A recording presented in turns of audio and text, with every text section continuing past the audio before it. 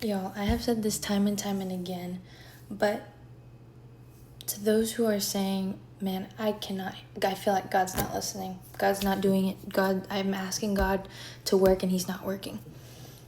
But the thing is have you asked yourself, have you cut out the distractions? Have you turned down the noise in your life in order to be able to hear God properly? So what that looks like in our life when it comes to, let's say we are driving, right? I've heard this example in my young adults group.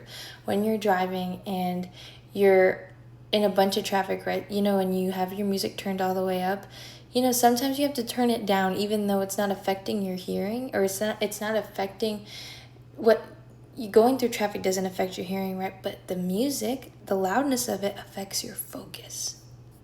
So the same thing with our lives, y'all. Let's say drinking is a problem for me. Let's say my lust is a problem for me. Let's say I keep turning to these things to find satisfaction, and I'm like, God, I'm still praying to God. I'm like, God, I can't hear you. But I'm still actively allowing these things to have such volume in my life, right? So sometimes, no, all the time, y'all, you have to turn down the volume on these worldly things, these worldly pleasures. Surrender those things to God. That's what surrender looks like, y'all, is turning down the volume on those things and not engaging in those things and saying, God, I'm trying to hear you. Let me focus and turn the volume down. Okay, God, what do you have to say to me?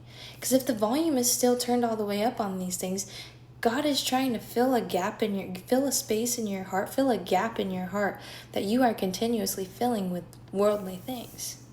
No wonder you can't hear God. Your ears are stuffed with worldly things. Your heart is filled with worldly things. So I encourage you to ask yourself this question: what is distracting me from hearing God properly?